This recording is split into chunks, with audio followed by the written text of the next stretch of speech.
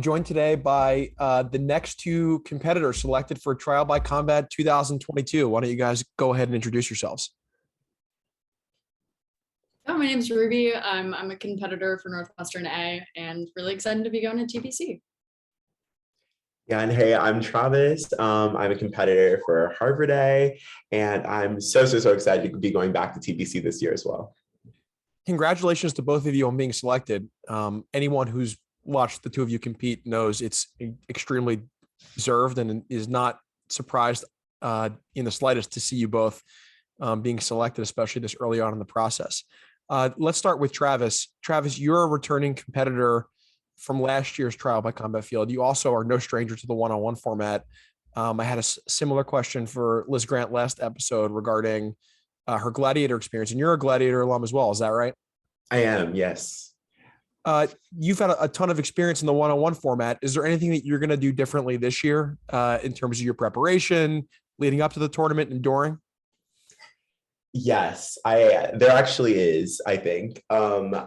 So Gladiator is definitely so helpful. I think going into TBC, just the feeling of being like by yourself on a council table is, I think, a quite novel feeling and it's great to like have experience having done that. But TBC is just like its own beast, like in so many different ways. And I think a lot of the changes that I want to make going into next year are actually more related to like the 24-hour prep time and just things that I noticed that I probably could have done better / would have been better for me. So like one of the best things that we have coaches, my coach is Sarah Stebbins. She coached me in high school and then was a competitor at Georgia Tech for 5 years actually. We had a really great kind of working relationship, as well, along with my second chair, Estelle Asmarone, who's my co-captain now. And we would all write different portions and then we would come back and workshop them. But I realized there were certain parts of the trial that were harder for me to memorize if I didn't write them. So we're going to kind of like try to retool that next year and like either try to write everything together or like me specifically choosing what parts of the trial will be easier for me to memorize if I write them as opposed to Sarah writing them or Stella writing them, because memorization is the name of the game, especially when we're going back in person. And so I want to facilitate that as much as possible so I don't have to kind of be improving every part of the trial. So we actually do the material we had written as like the team. So it's probably the biggest thing that I'm probably going to change going into next time. Ruby, last year you were an alternate. As someone that's a kind of a unique position to be in the field. At what point in time did you stop preparing? Did you ever start preparing once the case came out? The case specifically, or like in the weeks before? The case, when the case came out that Friday morning, did you start preparing as if there was a chance someone could get sick or drop or something? Or did you kind of, once everyone showed up to the opening ceremony, were you kind of like, okay, this is it? I really wish I could say that I started preparing. We definitely read through the case, kind of like got a gist of what it was about, and definitely looked a whole lot at the witness affidavits, whichever witness I would be doing, I wanted to be prepared for in the semifinals. Ended up doing that with Bennett and it was really fun. But we didn't prep the whole case of writing openings and closings and directs and crosses, which could have been a valuable experience, but my second chair of an alternate was visiting me in LA and we kind of took the chance to have some fun while reading sporadically through the day. So didn't do too much hard case prep now. You were actually, a friend was visiting you in Los Angeles during prep last year? My second chair. Yeah. Your second chair. You guys were in LA. Yeah.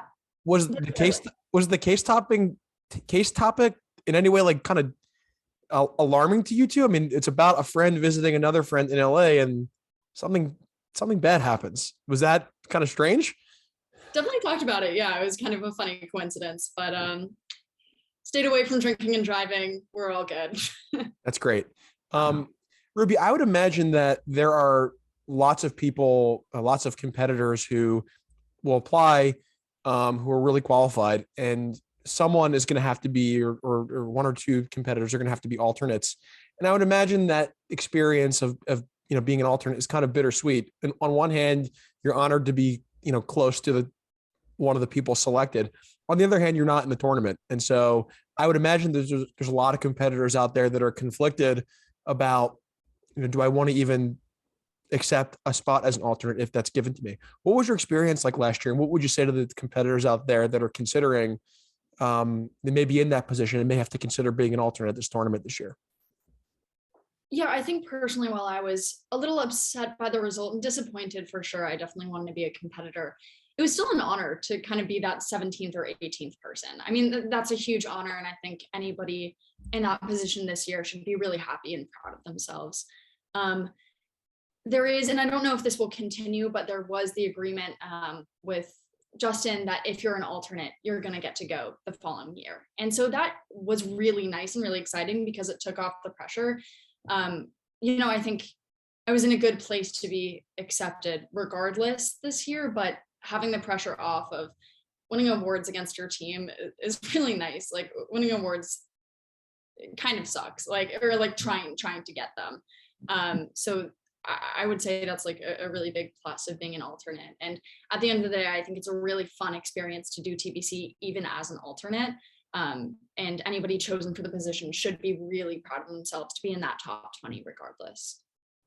Ruby, have you witnessed much over the last several years as a competitor, or have you done almost strictly attorneying? I've been doubling on my stack team for the past 2 years, so not too much double attorneying for the past 2 years. But in the fall, I've had the chance to be Casey Soto or a couple experts here and there, and so while I don't have too much recent experience with it, it's really fun, and I'm excited to do it again at TBC. Travis, you actually are witnessing this year, right? A little bit at least. Yes. I've been witnessing and attorneying since freshman year. I actually started mock trial in high school as strictly a witness. I only witnessed because I used to do theater. And yeah, so I witness pretty consistently, but I only do crying witnesses, like basically exclusively. So my freshman year, I was Jordan Ryder. Sophomore year, I was Casey Soto. This year, I'm Alex Silva. So yes, I have been witnessing a good bit. I've been witnessing basically all the past 3 years. Has there been any discussion within your program where they say, hey, Travis, you're pretty good at this. Maybe you should double attorney. Is there any, I'm of the belief that a lot of former college competitors and current college competitors have the same belief that witnesses, I think, win national championships. Everyone's got good attorneys at nationals, but not everyone has fantastic witnesses. So I think witnesses are very important. But has there been any discussion about permanently moving you back to the bench? So it's actually an interesting thing about our program. We're actually very adamant on that, the fact that we take people as both witnesses and attorneys when they first join the program. And so it's actually fairly uncommon for people to double attorney or double witness. It's definitely happened in the past, definitely a few years.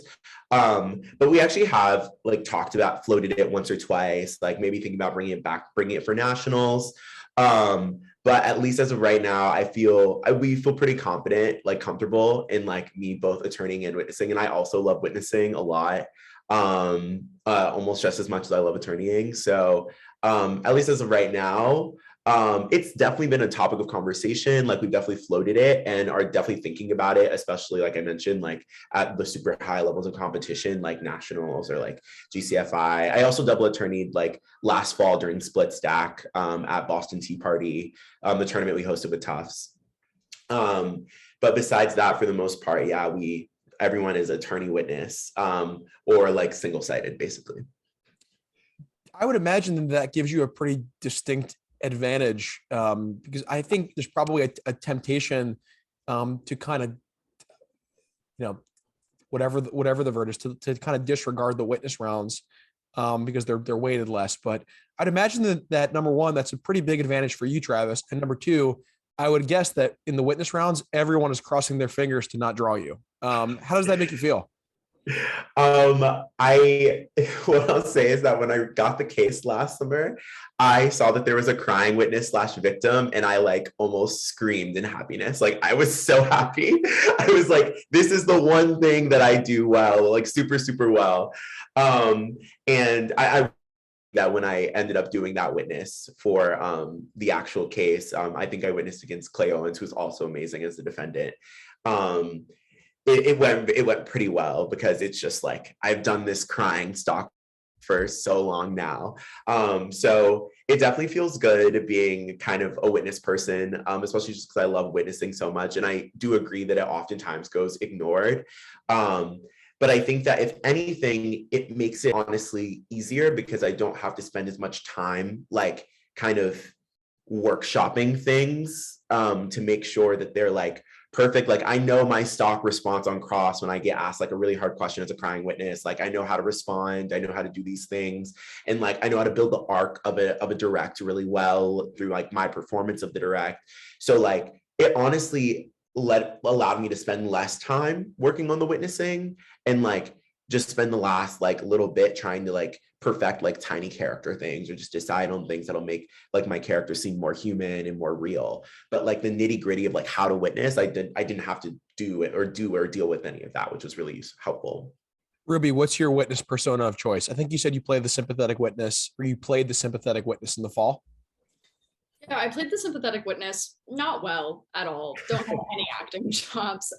So definitely expert is my witness of choice. Just a little easier for attorneys to mold into. I will keep all this in mind when we're writing the case in a couple of months. I do want to ask you guys about your regionals results because I think the results for both of your respective teams were really interesting. I think will be interesting for the rest of the community to hear about. And I want to start with Harvard's results. Travis, how many bids did Harvard's teams earn to Orcs? So we sent 2 teams to regionals and we got 2 teams out of Orcs. Actually, the first time we've sent 2 teams to Orcs since 2017 or 18. All I know is that we have a super senior on the team, and she said that the last time we got 2 bids to Orcs was the year before she was a freshman. So at least 5 years ago. So that was super exciting. But our B team got out with six wins. And probably the interesting thing is that we also got out at 5.5. We were the last bid out of our regionals and got out on a CS tiebreaker. Yeah. So you guys, based on my review of the tab summary, at least, you guys dropped 2 ballots to MIT in round 1. Am I getting that right? In round 3. They were our round 3 pairing. So were you guys really nervous going into that last round? What was the feeling like going into round 4, and what was the feeling like at the closing ceremony? Yeah, I think that the feeling going into round 4 was like we had gotten a pairing that we felt comfortable with, and we were like, okay, we just need to do what we need to do in this round, and either we'll get out, like last bit out, like I'd scoured other tab summaries to see how many 5.5 teams had gotten out at that point, or we'll probably get an open bid, hopefully, into Orcs anyway, because we would have been right on the cusp anyway. But definitely high stakes going into the closing ceremony. I remember we actually weren't all together because a few people on our team had COVID and the flu. So we were like literally all separated, a FaceTime call, like just on the brink of tears. And we finally heard it. It was so exciting. Like I don't think I've ever had a more cathartic like results announcement ever, probably. So it definitely was feeling quite nervous going into the closing ceremony. But MIT was a really great team. They're going to do really great things at Orcs. Like definitely not upset or like think that we should deserve to take 2 ballots off of them. They were a great team and they did what they did. And I'm sure they're going to do well at Orcs as well. Ruby, your team had a similar record, but unfortunately we're the last team left off the bid list from your region at 5 wins. First off, are you going to be competing at Orcs? Yeah, we just had restack on Tuesday, and luckily, we prioritized making sure that seniors got to go to Orcs. So I'll be competing. How many Northwestern teams are going to be competing at Orcs? We've got 2. Both our B and C teams bid out, and we're really proud that A through D, none of our teams had a record below 5 and 3. So that's something for our program to really be proud of. And that's really really unlucky when you think about it. I mean, so that means your D team also was 5 and 3. Yeah, that's right. And they missed their bid also. Yeah. To be that close with 2. I mean, you guys were literally half a ballot at each region away from 4 bids. So, I mean, on one hand, it's great that your B and C got bids, but really unlucky with A and D. How did you feel when you got the result that your A team wasn't going to get a bid? Yeah, we were pretty heartbroken. It was definitely a sad day for us. But we FaceTimed pretty much all night. Same with you, just being COVID safe, and it was pretty cathartic just to mourn together and think about what restack might look like. But yeah, it was a hard night for sure. What percentage, roughly, if you know, of your A team is going to be competing at Orcs? 100%. So we tried to make it fair and split up, or try to maximize the amount of people from A, B, and C going to Orcs. A lot of our C team members didn't want to be restacked. Also, they were kind of burnt out from the season. So we've got the vast majority of A, B, and C, and some D team members going to Orcs. And we've got 19 people going all together, which is really great. Yeah, I think it's obviously, to hear that both of your teams were, Travis's team being very close to not getting a bid, and your team, which is a great team, not getting a bid.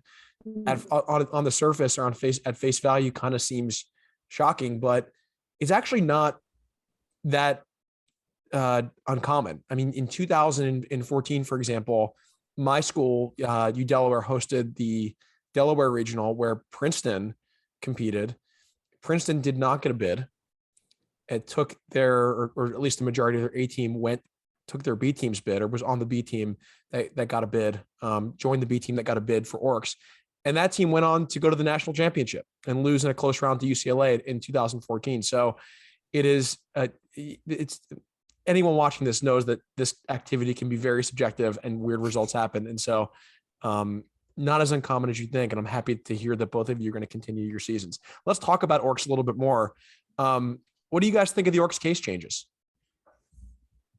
Yeah, I think I wanted a little more out of it. I knew it wasn't going to happen, but I definitely wanted the defendant to be added into the case.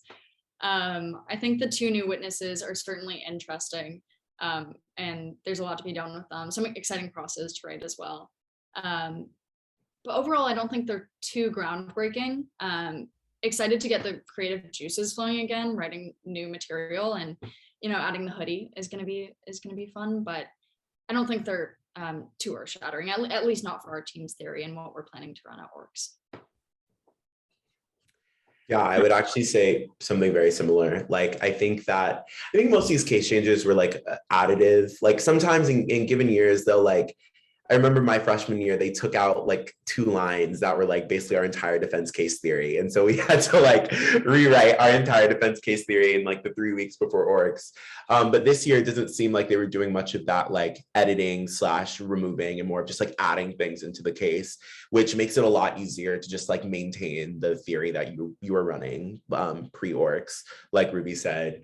But I think I really like them. I'm obsessed with Pleadio witnesses. They're my favorite kind ever. My first Pleadio cross was actually at Gladiator. I remember it was my junior year. And that was one of my favorite crosses I've ever given ever. So I'm super excited to hopefully, maybe, we'll see, give a cross of the Pleadio witness. But yeah, I think that the case changes are really cool. And I'm super excited for the physical evidence. That is super, super exciting. It just makes the trials so much more realistic and so much more, I feel like, engaging, having kind of actual physical evidence to hold in the courtroom. So I'm super excited for that. Let's bring it back to trial by combat before we wrap this up. Last episode, I should say, Bennett Dembski announced his second chair live on the show. Do either of you want to announce your coaches or second chairs right now? Yeah, Travis, you want to go first? I can. Mostly because it's unsurprising. I'm reprising my team from last year. So I'll have Sarah Stebbins, who's at UCLA Law. Actually, I forgot to mention that as well. So Georgia Tech undergrad, UCLA Law. And we know each other because we both went to the same high school in Atlanta. And Stella Asmarome, who is my amazing co-captain, would not be able to do any of the things that I ever do without Stella. So super excited to have them both back next year, this upcoming TPC. Sarah Stebbins, who I believe is undefeated at UCLA over a year and a half. No exaggeration. Did not won I think the ethics competition in the spring of 2018 21, hosted by Pacific McGeorge. I believe that was the competition she won. Won Drexel Law's Battle of the Experts in September 2021, and then won Loyola Los Angeles's National Civil Trial Competition in November. And I believe she has not lost a round. So that's a pretty good coach who's got a pretty good track record. I know she's competing in a few weeks, and I'm sure is eager to turn her attention to getting ready for combat. How about you, Ruby? Do you want to announce anything? Yeah, sure. So my coach is going to be Nat Warner, who just graduated from Yale Law and has coached both Northwestern A and Wesleyan A for a while, was a former competitor at Wesleyan. And my second chair is going to be Megan Muntz, who's the president of Northwestern Mock Trial and a great teammate. She's the only one I've been competing with for 4 years, so really excited. Nat, also a fantastic law school competitor. I think his team was in the final of the Buffalo Niagara competition in the fall, which is like a 30-team tournament, really competitive, and his team made the final round of that one. So two really good coaches. I'm sure excellent second chairs as well, who are doing really well on the law school circuit right now.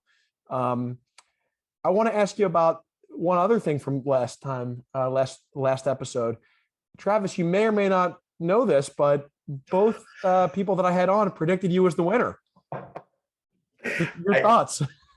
Okay, I'm gonna be sappy and say that I did cry, mostly because I love Bennett and Liz so much. They're like such dear friends to me and also such amazing competitors.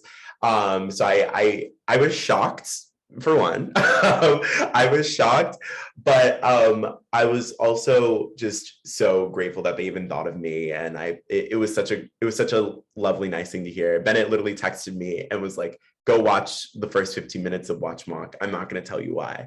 And I was like, okay. And it was definitely worth it.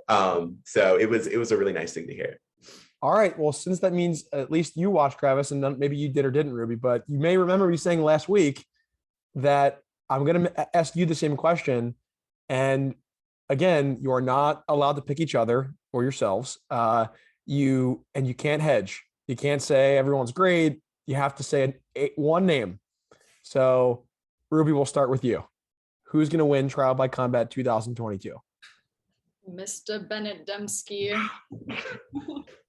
Let's do it. Why Bennett? I mean, he had a great result last year. I've had the privilege of competing against him multiple times, and he's just fantastic. Especially his rules knowledge is just insane. And his closings are so passionate and smart and logical. I think he's just so fantastic. Travis, Bennett gets too much shine on this show, so I think I'm going to ban you from picking Bennett. Oh no. Okay.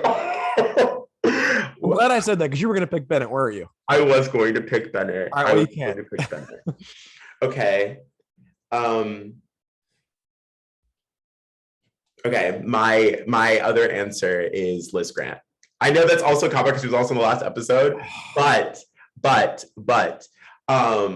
no, Liz is fantastic. That's a good pick. She's amazing. Like, I don't even have to talk about the 80 gazillion awards that she's won. That's a given. But even just hitting her in round, I think she mentioned we were each other's round one pairing last year at TBC. And I remember getting that pairing and literally thinking, this is the one person I did not want to hit round one. And to no one's surprise, the round was so amazing, so clean. She is just like one of the most engaging voices of any competitor, I think, on the circuit. Like, you just like want to listen to her for literal hours. And on top of just being so skilled, knowing the rules super well, always maintaining composure, like in such an amazing way. So yeah, Liz is super amazing. And I would not be shocked if she was in the final round and won the whole thing also. She always feels like the smartest person in the room. I think that would be like, obviously she's a fantastic speaker, very experienced. But I think her best quality is she always feels like the smartest person in the room. And I think to your point, Travis, I think part of that is she might actually just be the smartest person in the room. But even if she weren't, I think she carries herself like that. And I've been very impressed with her every time I watched her. I may have to institute a new rule for next time. Like, you can't pick someone who picked you previously on the show. I'm learning as I do this, like what people are. I'm not going to get any interesting answers unless I make a lot of rules surrounding it. But those are Bennett and Liz are great choices, so I'll accept those. Congratulations to the both of you again on being selected. Like I said, I think it's very well deserved, and I would not be surprised to see either of you in the final round in a couple of months. Best of luck and enjoy the rest of your seasons. Thank you so much. And thank you so much for having us here, and so excited for TVC as well. Yeah, thank you so much for having us, and great seeing both of you. Yeah.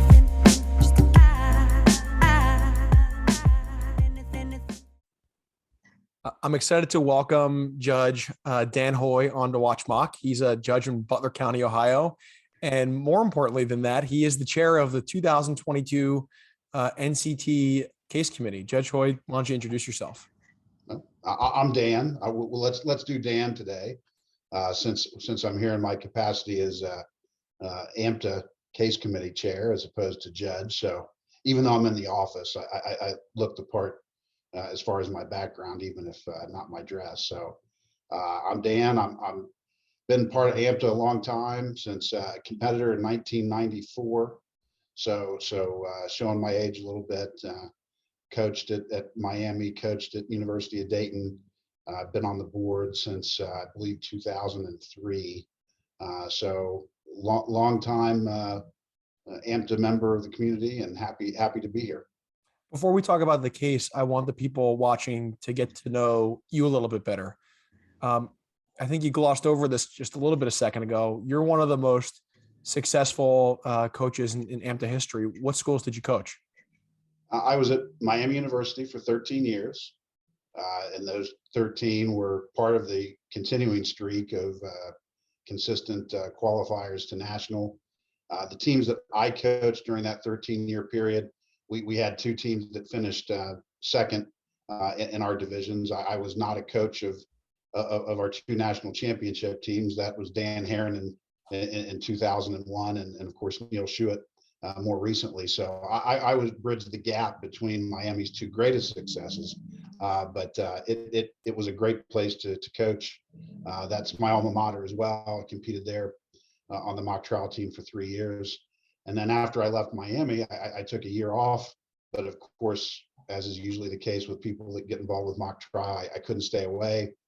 Went back to coach at the University of Dayton, and coached there for 4 years with one of my former Miami students, Jade Smarta, and we got UD to the national championship in Philadelphia. So kind of getting that program that was once a storied program back when I was a competitor back to some notoriety and some prominence more recently. You had a lot of success at both of those places, as you kind of touched on a second there. Which coaching result are you most proud of over the course of those almost 2 decades? Well, it's hard not to point to my time at my alma mater. As you want your school to do well, but my success, and I try and preach this to sort of the younger generation of coaches that I think tend to be more about wins and loss of the ballot, as opposed to recognizing the real win is development of your students. My wins come in the fact that whether it's Miami students or UD students, I've coached men and women that are out there doing great things, holding very important positions, practicing law. I'm so thrilled that I can, claim a little piece of at least offering them some of the tools that have helped build their success. So to me, that's the greatest accomplishment. Certainly, I can point to some of the great All-Americans that I've coached and some of the great years that we've had. Getting UD back to nationals was big for me. I mean, I took a lot of personal pride in helping a program that had been a regular at national get back there, kind of independent from all the supports that I had at Miami. But really, it's about the students. It's about the opportunity to work with them, the friendships that I've had over many years of doing this. It's really more important than the wins and losses, but I won't say that I haven't enjoyed the success that we've had at both of those schools. All right, I'm going to hold you to this one. I'm going to ask you to pick one tournament result that you're most proud of. Well, I would say if we're going to have a particular tournament that I have to pick, I'll go with my 2010 team in Memphis.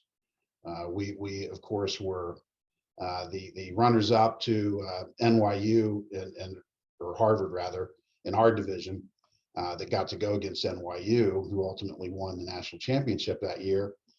And for those that don't know the story, we went to a third level tiebreak in order to, both teams were 7-1. We both have the same CS, so we had to go to opponent CS. I believe the number was something like 68-71. It was very close, but obviously we lost out on that. But the team that I had that year was certainly worthy of the national championship. They were a terrific group of competitors, witnesses, attorneys, great people. Not that all of my teams, I haven't really enjoyed working with them, but that tournament culminating there and getting that close, even though ultimately disappointing, was certainly, from a mock trial perspective, my greatest achievement. All right, so we have to geek out for just a second because you brought it up.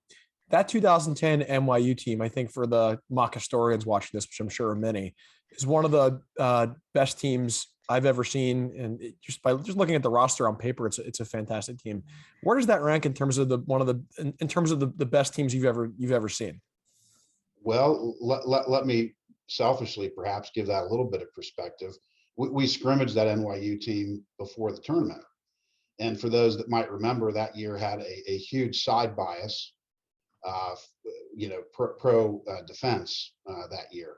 And in our scrimmage, we ran the state case and NYU ran the defense case, and they beat us by 4 points. So just as far as but to answer your question about that roster, they didn't have a weakness, and that's part of what I prided our year that year at Miami about as well. There were two teams that faced one another in that scrimmage, obviously hoping for the rematch in the national title, that really you couldn't point to some glaring deficiency or any weakness. It was strength versus strength, three great attorneys, three great witnesses.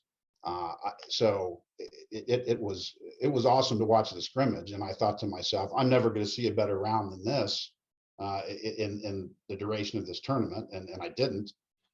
And certainly congratulations to NYU. That roster was fantastic, just top to bottom. As I said, no weakness, and it was a pleasure to scrimmage against them. Still would have liked the rematch, but hey, we know AMTA's fickle, and it wasn't meant to be. Why did you decide to stop coaching? Well, I left the college ranks because my oldest son is now a high school competitor. So I've been away for 3 years. He's now a junior in high school. So and he very much enjoys mock trial, and I anticipate that my return to the coaching ranks may happen if he ends up with a program, undergrad mock trial. I'll probably hang up my high school coaching and see if I can't weasel my way back in somewhere in AMTA. So are you breaking news on the show that you're going to be returning to the coaching ranks in the next year or two? Well, I don't want to put any pressure on either my son or whatever school he may end up at. But could there be a package deal? Yeah, there could be a package deal. All right. I also hear that you were a pretty successful competitor, and that predates me a little bit. So I'm interested to hear a little bit about your days as a competitor. All right. I didn't know we were going to talk ancient history, but I feel like I got brought here under false pretenses. But yeah, and the early days of Miami University mock trial, I was Miami's first All-American, and was lucky enough back when we went to Des Moines every year to have back-to-back All-American awards at nationals. So I'm proud to be Miami's first.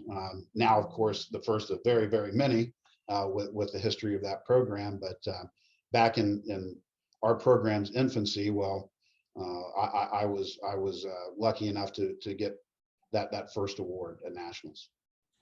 Let's talk about your case writing. Before this one, how many cases had you either written as the lead author or on a committee? I was on civil case from the time that guys like Jim Wagner and Gonzalo Freixies were the case committee chairs. So it's been a long time. I think probably since I started on the board in 03, I think I've been on the case committee, the civil case committee. And then as time progressed, obviously I had been the chair of the civil case and then sort of begged off of that and pushed Michael Gelfand to be the guy as far as my replacement there, and thought, okay, well, now I can just sort of be a member of the committee and just contribute in that way, which I did for a year.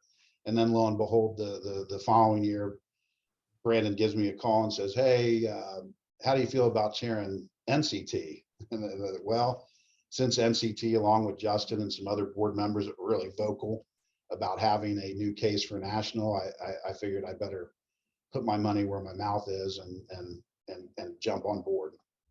Let's talk about this year's case. By the time people are watching this, the case has not even been out for a day yet. What's the name of this year's case? It's State of Midlands versus Gene Riggs. What's the charge? There's a 2-count indictment for falsification and embezzlement. Tell us what happened. Well, allegedly. I mean, I'm not going to abandon my criminal defense attorney roots. Allegedly, we've got a detective, Gene Riggs, who was involved in a conspiracy whereby the drugs that had been seized that were going through the crime lab there at MCPD were being skimmed. And depending upon who you talk to, Riggs, if you talk to Riggs, is not involved at all. But if you talk to Riggs' former partner, Murtaugh, Riggs is the primary mastermind of this whole conspiracy. So, and that's what we're going to be determining come early April in Lancaster. Who came up with the idea for the case? I've got to give props to Laura Bauer-Bronsberg on this one. We have, for people that are unfamiliar with the process, what usually happens is the case committee comes up with a couple of ideas, and we bounce those off of each other and kind of say, okay, well, what do we really want to do? And I can say for the past 2 seasons, we have picked a case that when sent up the ladder to the review committee has been rejected. So the bedbug case last year was kind of the second choice of the 2 that we were going to present. This year as well, this was the second. Now, and I'm not trying to belittle or take anything away from this case. I'm very proud of it, very excited about it. But this was the one, this particular case idea was the one that was vetted out by Laura on our committee. And so once the committee rejected the first, review committee rejected the first topic, when this one came up, I said, well, congratulations, Laura. I'm gonna have you do most of the work. So that's really interesting. That I know in past years, case topics have been, sometimes the cases that come out are second choice, third choice. From year to year, does the case committee or the board of directors or the decision-making people here, do you ever revisit a topic that was rejected and then it's eventually approved down the line, or it's at least proposed a second time in a different year? I have not had that happen. I guess maybe I should just go ahead and admit that I tend to think that maybe I'm the lightning rod on this particular issue, because I, of course, was on the committee the first year that we announced the case topic at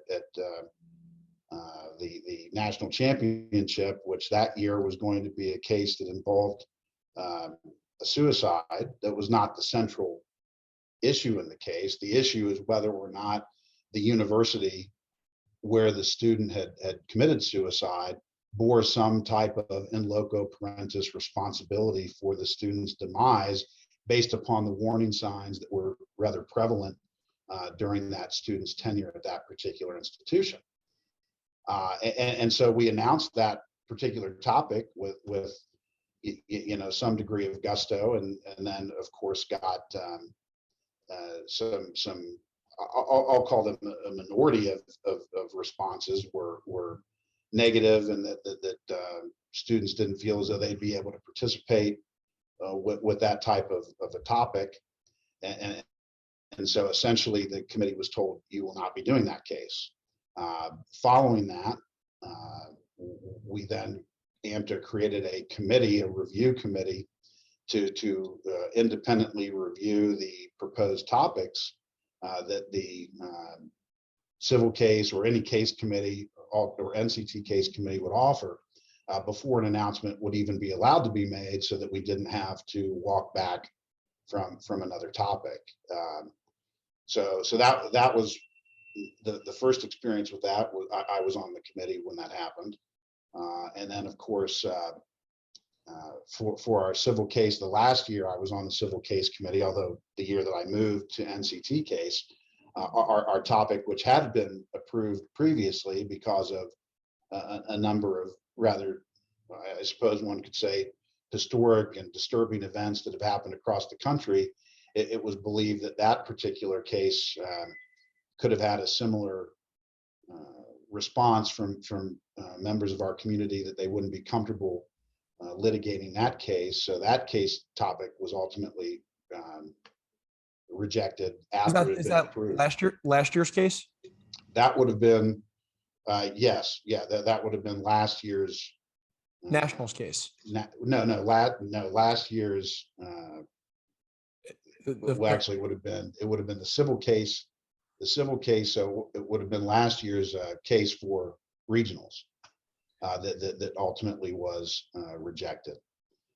Then when we got to NCT, we proposed a topic that was a non-compete issue,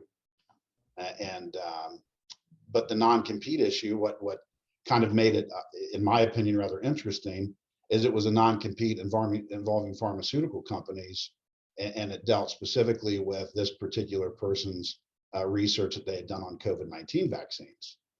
And so again, the review committee thought, here we are in the midst of COVID, and perhaps that wasn't a topic that students would relish performing. So that was rejected, and that's when we ended up going with the bed bug case, which also I thought was a fun case. We like to deliver a good product, one that hopefully is balanced, one that hopefully excites students. But from the chair's perspective or committee member's perspective, I'll also express that I've been somewhat disappointed that some of the topics that I've been excited about doing ultimately have been rejected. But I appreciate why that happened, but it doesn't end my frustration. I want topics that are going to challenge our students. I want topics that are topical. This is a fictional jurisdiction. These are not real people, and they're not real cases, and it's an academic exercise. And I certainly appreciate students bring their experience and their emotion to the table, but we're going to be asked to do that as real attorneys and members of our community. And I think it's a terrific proving ground for us to have controversial topics, if you want to call them that, difficult topics, if you want to call them that. I'm an advocate for putting those before the students and having them deal with those in this context where hopefully they have friends, they have coaches, they have teammates that can help them work through some of the difficulties that they might have if we just don't talk about these things. And I'll get on my high horse with respect to the suicide case. The year that happened, the year that was rejected, here locally in Cincinnati, there was a UC student not on the mock trial team, but he had disappeared. No one knew where he was, and there was talk that perhaps he had been abducted or murdered by rougher elements of the community, and it was on the news all the time until they found him in an abandoned building where he had taken his own life, and then it wasn't talked about anymore.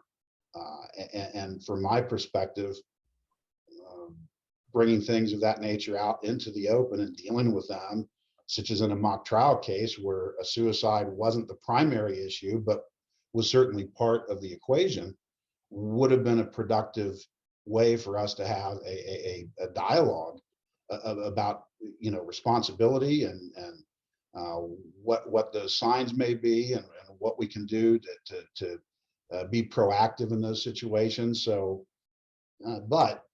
there's differences of opinion on the board and on the various committees. And again, I respect the decisions that have been made. This is in no way, shape, or form any indictment or dig on the AMTA process. I love AMTA, obviously, as a dedicated member of this community for a very long time. But I thought it might be productive, since you're asking the questions, for me to offer my 2 cents worth. I'm learning a lot here, and I tend to agree with you. It's a pretty prevalent topic of discussion in the law school case writing community. There's one prominent law school tournament this year that actually withdrew their case about a month before the tournament because it confronted a social issue that some of the students on some of the participating teams were offended by. My view on it tends to be, as lawyers, you're going to always confront social issues that are complicated and people can have differences of opinion on. And ultimately, you're always going to, people need representation. And sometimes you have clients that you believe in their cause wholeheartedly, and sometimes you don't. And that's what being a real lawyer is all about. Where I tend to think those cases go a little too far is where the cases present complex social issues and the case is silly in some respects, or it trivializes those issues, or doesn't do those issues. It doesn't present those issues in a way that is serious enough for the level of seriousness that the issue should present. I don't think AMTA's cases have ever done that. I think they've done a good job of presenting all those issues. And I'll say, as it relates to the suicide case, I was a big Park v. Duran fan. So for me, I was happy that it ended up that way because I thought that case was fantastic. I want to follow up on one other thing you said. You said that you're a fan of the new case for NCT. We've been doing that since 2015, and I'm on your side on that issue as well. My question is, has there been any pushback, whether it be in in the larger AMTA structure or in the community at large, regarding the use of a new case? Has there been any conversation about going back to the old way of doing the same case the whole year? Absolutely. At the time that the new case was the whole idea of it was presented, the primary argument against it was the volume of the work that the students would have to do in such a short period of time, at a time of the academic year where they're really probably getting ready for their last go final exams, and what they need to be doing academically might be compromised by the amount of time and energy that would be devoted to a new mock trial case. So that concern has continued to be expressed by some vocal members of the board, and I don't disagree that it presents a challenge in that regard. So I think that's a valid point. I've just always found that is outweighed by the desire of both the students as well as those of us on the board that advocate for the new case to make this activity about the ability of students to deal with the new case, to extemporaneously make argument about something they've not done all year. My speech at the board meeting the year that this ultimately got approved was, I want my students to ultimately become, if not attorneys, people capable of engaging in that level of thought and expression, and not simply just regurgitating the script. I didn't want mock trial to be a well-rehearsed play. And I think the danger of having the same case throughout the year is that even with case changes, that is the danger of what mock trial could become. Who has the better script? Who has the best actors? That's not what I think that the purpose of the activity truly is. And so that's why, in spite of the concerns that have been expressed, I remain a big advocate of the new NCT case. Let's get back to this year's case. When the drafts were starting in this case, we were in the height of Omicron, and there was a real possibility that NCT 2022 was going to be via Zoom. Fortunately, That does not seem to be the case. And hopefully everything goes as planned over the next month or so. We're going to be in Lancaster for our first in-person tournament since 2019. When the committee was drafting this case, was there anything that was done or not done, understanding the tournament might be on Zoom? In other words, were there things that you would have done had the tournament been on Zoom, or the things that are in the case only because you thought it might be on Zoom? How did Zoom play into the case writing? Zoom plays into the case writing because we want to make sure that there are visually stimulating exhibits. I mean, we all know what Zoom mock trial is like. In my opinion, it's no substitute for in-person.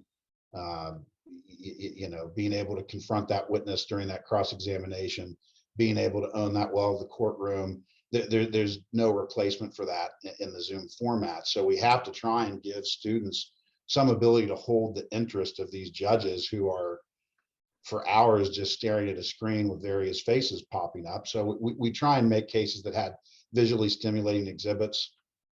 Certainly we've done that this year. Last year with the bed bug case, with the hoarder photos and things of that nature, we tried to come up with something that, all right, this gives us something that we can flash up on screen, or the students can flash up on screen that will whet the appetite of the people that are watching this case, seeing this case, to keep their attention. So I would say that that's certainly part of it. Beyond that, though, I think the approach for NCT is pretty similar, whether it's Zoom or not, in that we want a case that's user friendly, because there is a short amount of time to get the case turned around and have the students present it. And I'm not suggesting it's remedial in any way, shape, or form, but we want something that certainly is easier to digest, and perhaps able to prepare that case in a shorter amount of time. And I think that's true whether it's NCT or Zoom. Hopefully something that can be delivered in a reasonable amount of time, not something that would require every particular aspect of the trial to use every minute or second that might be available. And I think those were things we were cognizant of as we developed this case as well. One of the things that's always an issue in criminal cases is case balance. It is very, very, very hard to balance a criminal case. And during the normal AMTA season, there's a lot of opportunity at invitationals, at regionals, to get case balance data to figure out how the case is playing. Is it playing well here? How does it look geographically? What are the numbers? But you don't get the opportunity with an NCT case. When you're crafting the NCT case, what are you doing differently than, say, what you do on a normal case writing committee to make sure that you get it right the first time? Are you doing anything differently? I'm begging as many proofreaders as I can possibly get to please read this case with an eye for case balance. And that's usually, you think about proofreaders simply reading a case to make sure that, oh, we improperly used a pronoun here that we didn't intend to use, or certainly typographical issues or discrepancies with respect to dates or places that may be unintended. But for NCT case, I kind of pile onto the proofreaders that we really need a substantive view, a review of this case, because we don't get that opportunity. I mean, it's intimidating as a member of the NCT case committee. And Phil, obviously, you know this from our discussions as we're preparing this year's case. Please be critical. Let us know, members of the committee, let each other know, is this witness problematic? Do we need to do more with this particular side of the case? Are we going too far? Certainly on the criminal end of things, and you'll hear every member of every criminal case say, well, yeah, we give a lot of evidence to the state that at first blush, defenses may think, boy, this is overwhelming for us to have to try and overcome this. But you have to appreciate this case is going to trial, and we don't have the opportunity to vet it beforehand. So we're going to err on the side of caution and give the state a lot of arrows in the quiver, so to speak, because the danger is, of course, going to be a pro criminal defense bias, because judges, in spite of how many times we tell them it's not about the merits of the case, might still default to that. Is there a number you have in mind when you think acceptable balance? I'm not a numbers guy, so I can't say that there's something to me that plus or minus however many percent. That I leave to the Andy Hogans of the world that are into the analysis of the case. Ultimately, when I put it out there, my thought process is everybody other than the national championship finals, everybody's going to get the opportunity to run each side of this case 2 times to earn their place in that final. So even if there's something that's a little skewed, you got that advantage twice and you got that disadvantage twice. And what did you do with it is going to be the question. Not that I'm not striving to please people that are watching this, oh, he doesn't care about case balance. No, I very much care about case balance, but I also recognize that everybody that's competing is dealing with the same pros and cons that every other team is dealing with. Yeah, and one of the things I'll say that AMTA does a really good job with, that I didn't appreciate how good of a job AMTA does until I got to the law school circuit, is AMTA does a really good job of making sure their cases are balanced and they understand how to do it. I've heard people in the law school circuit say, oh, 60-40 is great, or 65-35 is fantastic. And Dan's grimacing because that's terrible. 60-40 is terrible. And it means it's even more pronounced in a playoff round or a final round where the teams are more evenly matched. And I really appreciate that. I've heard people associated with AMTA say, 51-49 is what we're striving for. And obviously that's extreme. But a lot of the cases, most of the cases, at least in my experience on the AMTA circuit, end up that way. And I think it's because AMTA not only does such a good job of correcting the errors, but they do such a good job at the initial writing stage of understanding how the case is going to play. Will there be case changes for this one? I mean, I doubt it unless there's something glaring that pops off the page as soon as people post-release see something that necessitates a change, because we're not going to have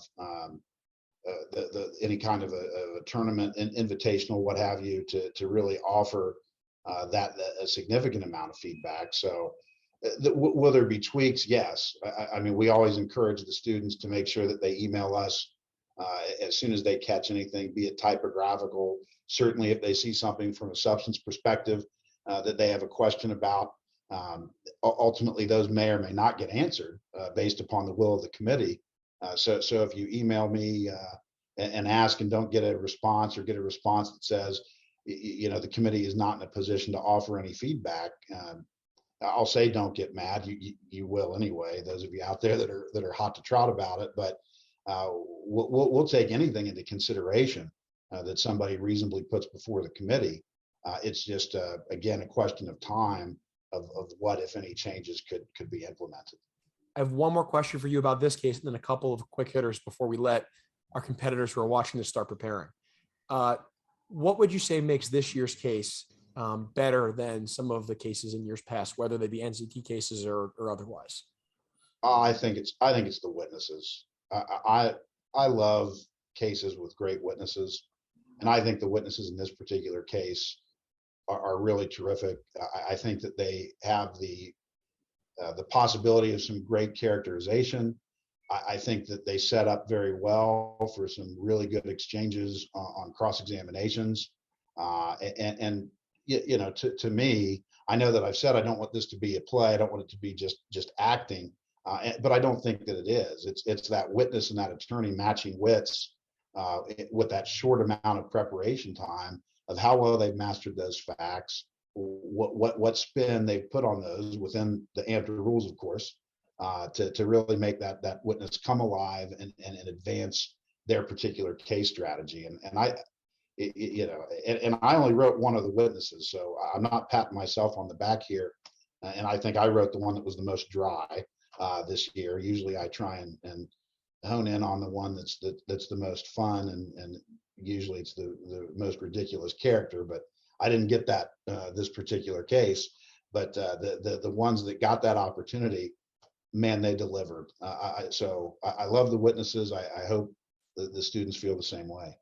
Yeah, I think the witnesses in this case are blank canvases in a lot of ways. But they also have a lot of things about them that I think are inherently interesting. And so I agree with you. I think the witnesses in this case are fantastic. Usually at the end of our episodes, I ask my guest who the best competitor of all time is, but you're on here as a case writer, not as a competitor. So I'm going to ask you, who is the best case writer of all time?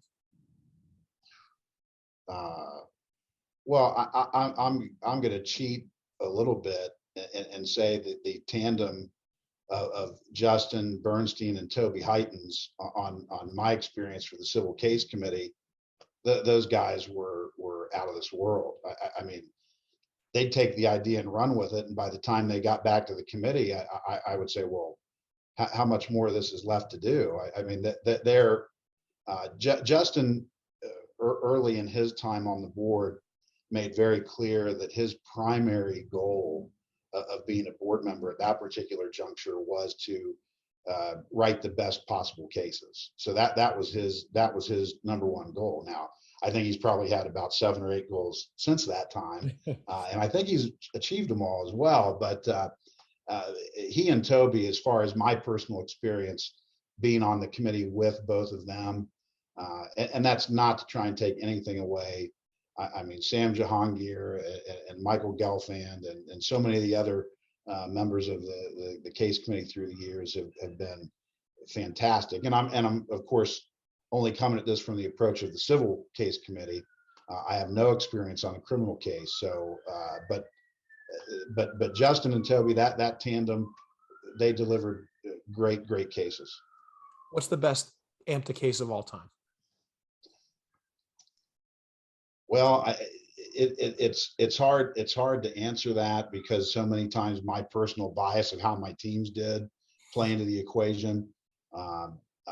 You know, I will say though, from all the years that I coached, I love the Neptune case, the diving case that was loosely based upon the Everest case that Miami won the national championship in 2001, preparing that case. But that case was another one where I thought the witnesses were just fantastic, both the Everest case and the Neptune case. So I like the throwback notion of it, that it touched on the Everest case. I like the throwback notion that it involved some of the characters from prior AMTA cases.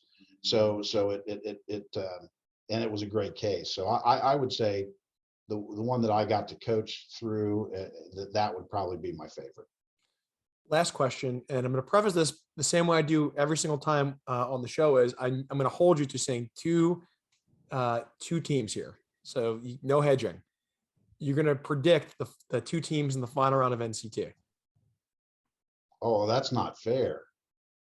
Why not? Well, it's not fair because I'm not on the circuit anymore. So I haven't, you know, I've been coaching high school. You can ask me about Ohio high school mock trial, but yeah, isn't it more fun to make a baseless prediction? Not when there's fallout. I'm going to hear, you know, how many people am I going to hear from? No one's watching this. Oh, okay. That makes me feel a little better. You know, I don't. I judged a couple of teams that at regionals that both went on to Orcs, and I was really impressed with them. I mean, obviously, I'll do the homer thing and put the pitch in for my Miami Redhawks. I mean, I always want that. I always say when I do my NCAA brackets, I do the brackets that I think are the way it's going to work out, and the one that I hope it works out this particular way. So I always got a pool for Miami, but there are so many great teams across AMTA. I think we're due for a West Coast school though. to be our national champion. Interesting. This year. So I'm going to go West Coast, whether that's UCLA or Stanford or Berkeley. I'm going to go West Coast and say that we're going to have a West Coast national champion this year. That would be really interesting, and that was not something I thought of. I'd also say that I think we're all Stanford fans this year, and Stanford is certainly the school that I'm pulling for more than any. Tom Shear was a great coach and a great friend, and I think we'll all be thinking about him at NCT this year. So I think a West Coast team would be fantastic, and I hope it's Stanford that's in the final. You'll get no objection from me. I didn't think so. Well, Dan, thank you so much. And I'll take the time to publicly and personally thank you for having me on the case committee this year. I kind of joined in the middle of it once a lot of the legwork had been done already, and so I get to have my name on the case. But you guys did most of the work, and it was a great experience. I had so much fun, and I felt like I learned a lot too. So thank you so much. I think it's going to be a great case. Phil, don't sell yourself short. You were the one that had them come in and independently review all of that work and give us a real good opinion on where we'd gone wrong. So everybody will know at this point that you had some of the most horrible draws as far as the exhibits that had to be prepared. And the students will know when they see that the chart that had to be prepared as far as all the drug material that was coming in and out of Casey Bartholomew's hands. So you did the grunt work nobody wanted to do, and it was great to have you on the committee.